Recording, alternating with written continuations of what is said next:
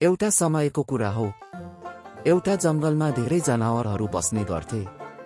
त्यही जंगलमा एकदम छिटो दौडन सक्ने खरायो र बिस्तारै हिँड्ने कछुवा पनि थिए। खरायो आफू छिटो दौडनेमा धेरै घमण्ड गर्थ्यो। ऊ सधैँ अरू जनावरलाई भन्दै हिँड्थ्यो, म भन्दा छिटो कोही पनि दौडन सक्दैन। एक दिन कछुवाले सोचे, खरायो धेरै घमण्ड गरिरहेको छ, उसलाई सिकाउनु पर्छ कि धैर्य र आत्मविश्वास पनि महत्त्वपूर्ण कुरा हो। कछुवाले खरायोलाई भन्यो, खरायो दाई, के तपाईँ मसँग दौड प्रतियोगिता गर्नुहुन्छ? सबै जनावर हाँस्न थाले। खरायो त हाँस्दै भन्छ, तिमी मलाई जित्ने?